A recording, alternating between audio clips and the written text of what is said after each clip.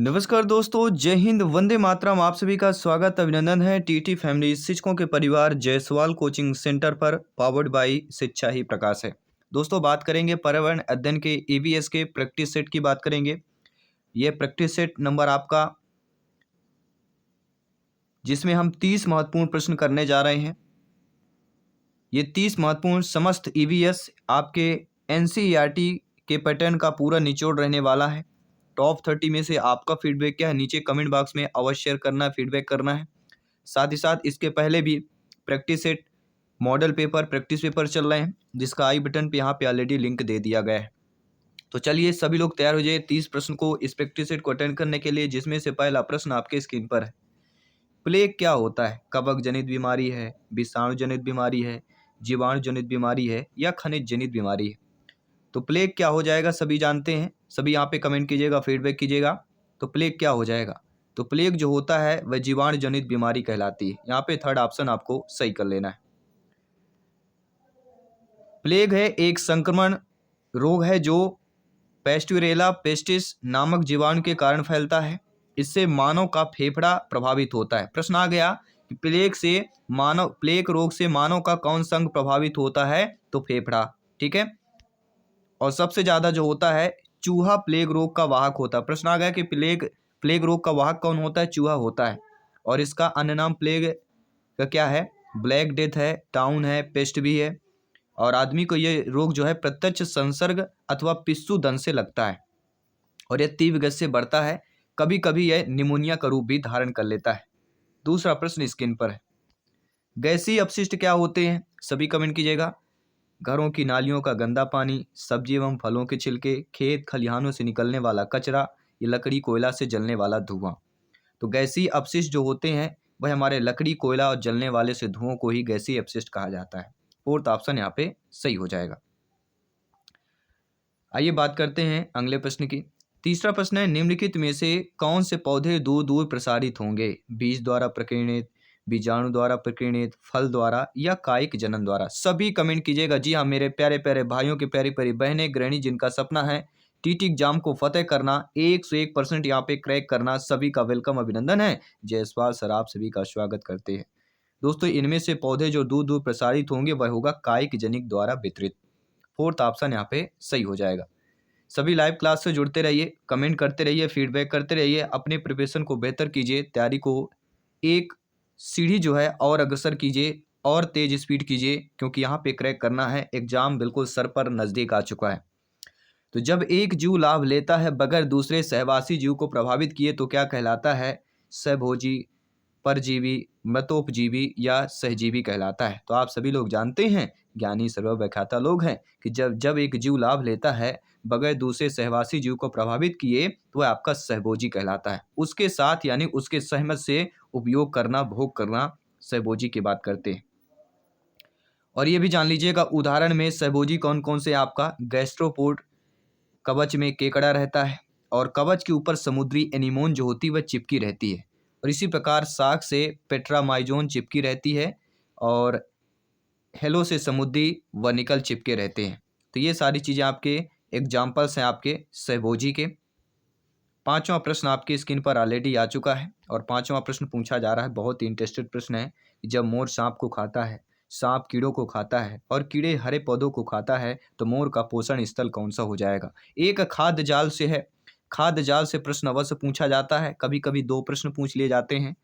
तो ये जो देखिए, जब मोर सांप को खाए, सांप कीड़ों को खाए और कीड़े हरे पौधे को खा जाए, चट कर जाए, तो मोर का जो पोषण स्तर कहला जाएगा वह आपका अंतिम कंस कहला जाएगा। अंतिम अपघटक नहीं होगा, अपघटक श्रेणी पर आ ही नहीं सकता है। तो कौन सा आएगा? खाद्य पिरामिड के शीर्ष पर। फोर्थ ऑप्शन यहाँ पे सही हो जाएगा। और ये टीटी एग्जाम में पूछा गया प्रश्न, रिपीटेड प्रश्न है। अगला, निम्न में से कांति सेल का उदाहरण कौन सा होगा? ग्रेनाइट, बलुआ पत्थर, संगमरमर या चूना पत्थर? सभी कमेंट कीजिए। तो इनमें से जो कांति सेल का आपका उदाहरण हो जाता है, एग्जाम्पल होता है, वह आपका संगमरमर हो जाता है। थर्ड वाला ऑप्शन यहाँ पे सही कर लेना है। ठीक है, चलिए बात करते हैं आपके अगले प्रश्न की। अगला प्रश्न है, महासागरों में इनमें से कौन सा लवण सर्वाधिक मात्रा में पाया जाता है?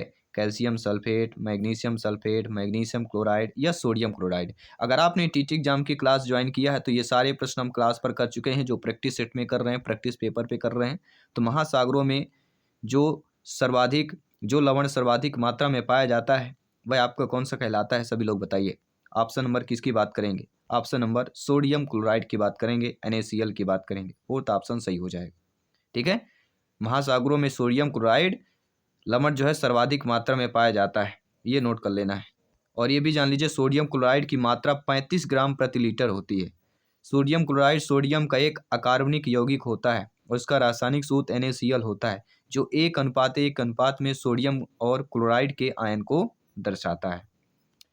अगला है राज्यसभा में होने वाली राज्यसभाओं की अध्यक्षता कौन करता है? राष्ट्रपति, उपराष्ट्रपति, प्रधानमंत्री या भारत के मुख्य न्यायाधीश। तो राज्यसभा में होने वाली जो सभाएं होती हैं उनकी अध्यक्षता जो करता है वह आप सभी लोग जानते हैं, बात करेंगे उपराष्ट्रपति की बात करेंगे, सेकंड ऑप्शन की बात करेंगे। और ये भी सभी लोग जानते हैं, लोकतंत्र की बात करें, प्रतिनिधि जो होता है ऊपरी प्रतिनिधि सभा होती है, इनमें 250 सदस्य होते हैं। 12 सदस्य भारत के राष्ट्रपति द्वारा नामांकित होते हैं, मनोनीत होते हैं और अन्य 238 सदस्यों का चुनाव होता है। राज्यसभा में सदस्य 6 वर्ष के लिए चुने जाते हैं, जिनमें से 1/3 सदस्य 2 साल में जो है सेवानिवृत्त होते हैं। भारत के उपराष्ट्रपति राज्यसभा के पदेन सभापति होते हैं।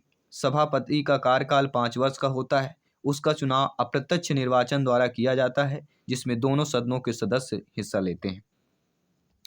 अगला, निम्न में से किस मिट्टी का विस्तार भारत में सर्वाधिक पर है? वह आपका जलोढ़ है, काली है, लाल है या बलुई है? फटाफट अंदाज में कमेंट कीजिए, अपने प्रिपरेशन को फटाफट अंदाज में बेहतर कीजिए। तो किसी मिट्टी का जो विस्तार है भारत में सर्वाधिक की बात करते हैं तो वह आपकी कौन सी मिट्टी हो जाती है? जलोढ़ मिट्टी की बात करते हैं। अगला प्रश्न देख लेते हैं, आपके स्क्रीन पर ऑलरेडी आ चुका है 10th नंबर क्वेश्चन से जो स्क्रीन पर दिया गया है। प्रश्न क्या पूछा जा रहा है सभी यहाँ पे नोट कीजिएगा और फीडबैक कीजिएगा। जो शाकाहारी जंतु भोजन के लिए हरे पेड़ पौधे पर निर्भर रहते हैं वह कहलाते हैं? तो त्रिचरण उपभोक्ता, प्रथम चरण, तृतीय चरण या उपभोक्ता कहलाते हैं। देखिए, जो शाकाहारी, पहली बात तो पेड़ पौधों को खाने वाले शाकाहारी ही होंगे, तो शाकाहारी जंतु जो भोजन के लिए हरे पेड़ पौधे पर निर्भर रहते हैं वे प्रथम चरण उपभोक्ता कहलाते हैं। ठीक है, ये नोट कर लीजिएगा और यही सारे प्रश्न आपके एग्जाम में पूछे जाते हैं। अगला, पर्यावरण शिक्षा में समस्या समाधान विधि का गुण क्या होता है? सृजनात्मक, लक्ष्य केंद्रित, चयनात्मकता या उपरोक्त सभी। तो दोस्तों, पर्यावरण शिक्षा में समस्या समाधान विधि का गुण सृजनात्मक विधि भी होता है, लक्ष्य केंद्रित, चयनात्मकता, ये तीनों आपकी जो है पर्यावरण शिक्षा में समस्या समाधान की विधि के गुण हैं। तो यहाँ पे हम किस ऑप्शन को चूज करेंगे? फोर्थ ऑप्शन को, उपयुक्त सभी ऑप्शन को चयन कर लेंगे। इसी के साथ ही आप ये भी जानते हैं पर्यावरण शिक्षा में समस्या समाधान विधि के जो गुण होते हैं, लक्ष्य केंद्रित विधि होती है, सृजनात्मक और चयनात्मकता। ठीक है, तो ये तीनों विधियां होती हैं, ये तीनों गुण हैं आपके। अगला प्रश्न देख लेते हैं, प्रेक्षण विधि की सीमाएं क्या होती है? जी हाँ दोस्तों, प्रेक्षण विधि की जो सीमाएं होती हैं ये नोट कर लेना है कि इस विधि में प्रेक्षण सूक्ष्मता से न करने पर प्राप्त परिणाम अधिक वैध एवं विश्वसनीय नहीं होते हैं। ये भी आपको नोट कर लेना है। क्या नोट करना है प्रेक्षण विधि की सीमाएं में? कि इस विधि में प्रेक्षण सूक्ष्मता से न करने पर प्राप्त जो परिणाम होता है अधिक वैध एवं विश्वसनीय नहीं होता है। तो इस प्रेक्षण जो है सूक्ष्मता से न करने पर ये परिणाम, अगर जो परिणाम आएगा, अगर आप प्रेक्षण को सूक्ष्मता से अच्छे तरीके से नहीं कर रहे हैं तो जो प्राप्त परिणाम आएगा उसको अधिक वैध और विश्वसनीय नहीं माना जाएगा। यह प्रेक्षण विधि की प्रमुख सीमा है। तो पहले ऑप्शन को हम यहाँ पे सही कर लेंगे। इसके बाद हम बात करेंगे आपके अगले प्रश्न की कि इकोसिस्टम की सही परिभाषा क्या होती है? इकोसिस्टम की सही परिभाषा होती है जीव समुदाय और उसके वातावरण का संतुलित तंत्र ही इकोसिस्टम कहलाता है। फोर्थ ऑप्शन यहाँ पे आपका सही हो जाएगा। तालाब, वन, ये सारे इकोसिस्टम के आपके एग्जाम्पल्स हैं। मानव विकास के क्रम में 2 पैरों पर चलने का सबसे बड़ा लाभ क्या होता है? 4 ऑप्शन बेहतरीन दिए गए हैं, चारों को नोट कीजिए और फीडबैक कीजिए। तो मानव विकास के क्रम में 2 पैरों पर चलने का सबसे बड़ा लाभ है हाथ स्वतंत्र रूप से मस्तिष्क की आज्ञा अनुसार कार्य कर सकते हैं। तो थर्ड ऑप्शन यहाँ पे हमारा सही हो जाएगा। ठीक है, इससे क्या होता है? कार्य करने में कुशलता का विकास होता है तथा कार्य भी तेजी से पूरा होता है और सभी जंतुओं में मानव ही 2 पैरों से सीधा खड़ा हो सकता है, जिसका लाभ है कि मनुष्य अधिक तेज चल सकता है।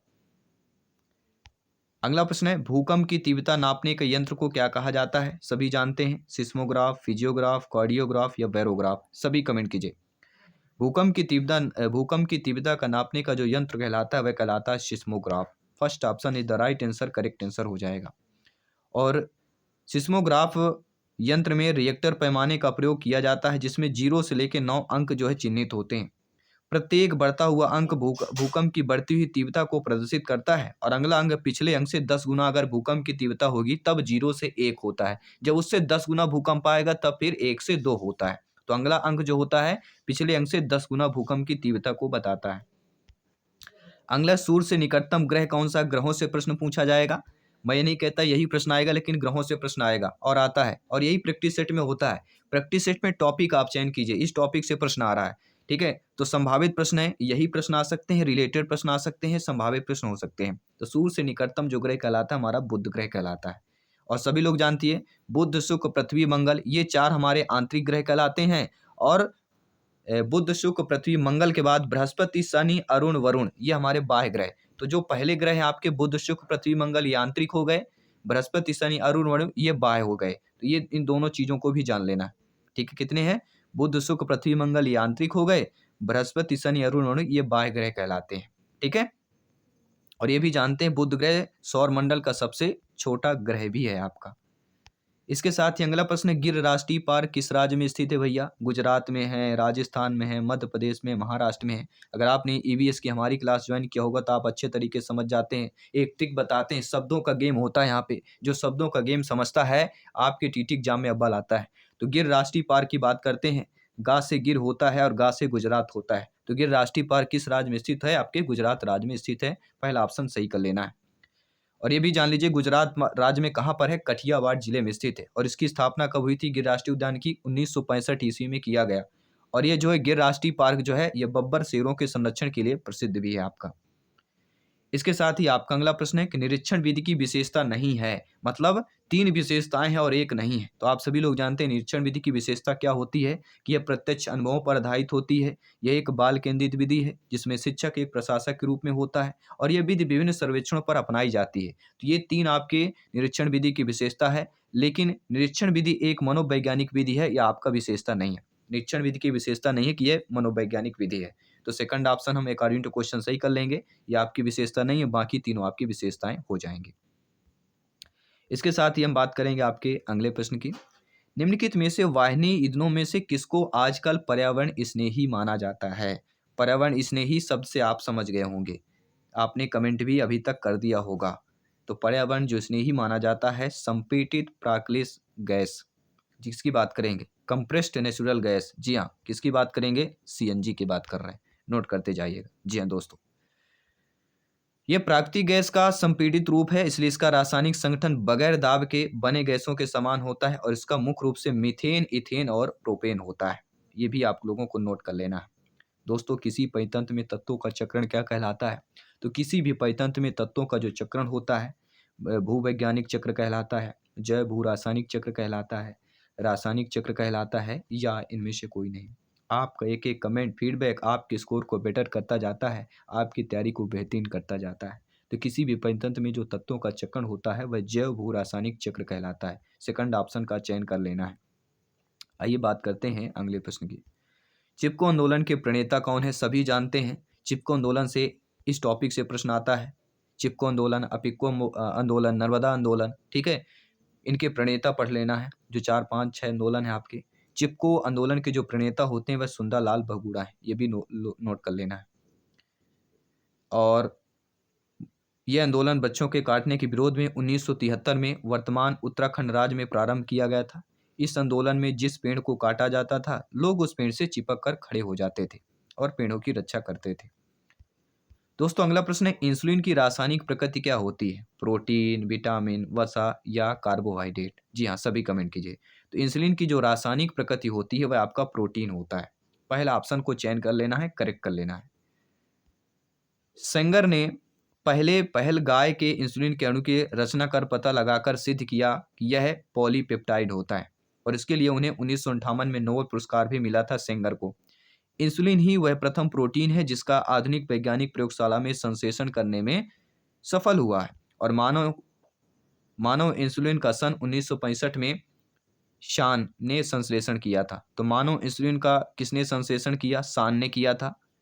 कब किया था? 1965 में किया था। अगला प्रश्न है, पौधे में अर्धसूत्रीय जो विभाजन होता है वह परागकणों में होता है, मूल शीर्ष में, तनों में या परागकोश में होता है? तो आप सभी लोग जानते हैं पौधे में जो अर्धसूत्रीय विभाजन होता है वह परागकोश में होता है। फोर्थ ऑप्शन यहाँ पे सही कर लेना है। और इसके साथ ही अगला प्रश्न है, जैविक समुदाय में जो प्राथमिक उपभोक्ता होता है वह सर्वाहारी होता है, मांसाहारी होता है, शाकाहारी होता है या डेट्रीटिवोर होता है? तो आप सभी लोग जानते हैं जैविक समुदाय में जो प्राथमिक उपभोक्ता होता है वह आपका शाकाहारी कहलाता है, क्योंकि प्राथमिक उपभोक्ता जो होगा वह पेड़ पौधे पत्तियों को खाने वाला होगा। ठीक है, चाहे हिरण की बात करें चाहे हाथी की बात करें। और जैविक समुदाय में खाद्य श्रृंखला शाकाहारी होता है, पेड़ पौधों को खाने वाला, इसको खाने वाला मांसाहारी होता है, बाद में अपघटक होता है। तो प्रथम उपभोक्ता, द्वितीय उपभोक्ता आपने जान लिया। और जैविक समुदाय में प्रथम उपभोक्ता शाकाहारी होता है क्योंकि वह पेड़ पौधे को खाता है, और पेड़ पौधे हरे पत्तियों को खाने वाला, चारा खाने वाला शाकाहारी कहलाता है। दोस्तों, ज्वर नियंत्रण में आमतौर पर सबसे अधिक प्रयोग की जाने वाली जो औषधि है वह बी कॉम्प्लेक्स है, ब्रोफेन है, पैरासीटामॉल है या लीव 50 है। देखिए, जो लीव 50 होता है वह लीवर के लिए होता है, ब्रूफेन जो होता है वह दर्द में काम आती है, बी कॉम्प्लेक्स सभी लोग जानते हैं किसके लिए है। लेकिन ज्वर नियंत्रण पर जो होता है वह आपका पैरासीटामॉल होता है। और पैरासीटामॉल जो है आप 200 mg से बिना डॉक्टर के सलाह आपको लेना भी नहीं चाहिए। 100 या 200 mg तक आप ले सकते हैं, इससे अधिक जो बिना, ठीक है, डॉक्टर के सलाह के, आपको बिना फार्मेसी की सलाह के आपको ये चीज़ें नहीं लेना है, लेकिन नॉर्मल तौर पर हम लेते हैं। आपके, ठीक है, गाँव की दुकानों पर भी, किराने की दुकान पर ये टेबलेट आपको मिल जाती है। दही निर्माण हेतु कौन सूक्ष्मजीवी उत्तरदायी होता है? आपका स्ट्रेप्टोकोकस, एस्परजिलस, रेट्रोवायरस या लैक्टोबैसिलस की बात करेंगे। तो आप सभी लोग जानते हैं दही निर्माण हेतु जो सूक्ष्मजीवी उत्तरदायी होता है वह लैक्टोबैसिलस होता है। तो फोर्थ ऑप्शन का यहाँ पे हमें चयन कर लेना है। इसके साथ ही अगला प्रश्न देख लेते हैं जो स्क्रीन पर ऑलरेडी आपके आ चुका है कि मानव रुधिर वर्ग की खोज सर्वप्रथम किस वैज्ञानिक ने की? क्या जेंग्स ने किया, लैंड स्टीनर ने किया, पेंटिसेमा मॉस ने किया या कॉल मॉक्स ने किया? नोट करते जाइएगा, फीडबैक करते जाइएगा, स्कोर को बेटर कीजिए, कमेंट करते रहिए। तो मानव रुधिर वर्ग की खोज सर्वप्रथम किस वैज्ञानिक ने की? आपके लैंड स्टीनर ने की थी, ये भी नोट कर लेना है, ये कई बार पूछा गया प्रश्न है। और आप सभी लोग जानते हैं मानव रुधिर वर्ग की खोज ऑस्ट्रेलिया के चिकित्सक कार्ल लैंड स्टीनर ने 1901 ईस्वी में किया। इन्होंने रुधिर वर्ग को 4 वर्गों में विभाजित किया। तो रुधिर वर्गों को 4 वर्गों में किसने विभाजित किया था? आपके लैंड स्टीनर ने। ए बी और ओ वर्ग। ए बी रुधिर वर्ग सर्वग्राही होता है क्योंकि ए बी दोनों प्रतिजन या एंटीजेंस पाया जाता है, परंतु एंटीबॉडी के इसमें अभाव होता है। तो ये सर्वग्राही हो सकता है, ठीक है, देने में नहीं होता है, इसलिए ए और बी क्या है? सर्वग्राही होता है, ए बी जो रुधिर वर्ग होता है। लेकिन जो ओ होता है वह सर्वदाता कहलाता है क्योंकि इसमें कोई भी एंटीजन नहीं है। तो ये आपका सर्वदाता हो गया। ए बी जो होता है सर्वग्राही होता है और वो आपका सर्वदाता होता है। इसके साथ ही अगला प्रश्न है, प्याज, आलू, अदरक क्या है? इनसे प्रश्न जरूर आएगा। फूल, पत्ती, फल, जड़, ठीक है, तना, इनसे प्रश्न अवश्य आएगा। तो प्याज, आलू जो अदरक कहलाते हैं वह तना कहलाते हैं। मूली, गाजर ये क्या कहलाते हैं? जड़ कहलाते हैं। ठीक है, इनको भी नोट करते जाना है। हल्दी, अदरक, कंद, आलू, शकलकंद, प्याज, लहसुन, ठीक है, ये सारे आपके तना हैं। अगला प्रश्न दिया गया कि एक कोश की सूक्ष्म जीव है, विषाणु है, आपका स्पाइरोगायरा है, पैरामीशियम है, हाइड्रा है। तो आपने एक नाम अवश्य पढ़ा होगा, पैरामीशियम। तो एक कोश की सूक्ष्म जीव का जो उदाहरण है वह आपका पैरामीशियम ही होता है। तो थर्ड ऑप्शन यहाँ पे हमें सही कर लेना है। ठीक है, और इस प्रैक्टिस सेट का 30वां प्रश्न है कि निम्न में से कौन सा पादप जो है साबुन का विस्थापन है? रीठा, रुद्राक्ष, तेंदु या उपरोक्त सभी? या आपको कमेंट करके बताना है कि इनमें से कौन जो है पादप जो का उत्पादन साबुन का विस्थापन कहलाता है। ये आप सभी के लिए मॉक क्वेश्चन के रूप में है। साथ ही साथ आपने टॉप 30 में से कितने स्कोर प्राप्त किया ये आपको कमेंट करके बताना, फीडबैक करके बताना है। मैं आपके साथ जयसवाल सर मिलता हूँ आपके अगले प्रैक्टिस सेट पर, अगली क्लास पर। सभी मित्रों को जय हिंद, वंदे मातरम। धन्यवाद सभी का।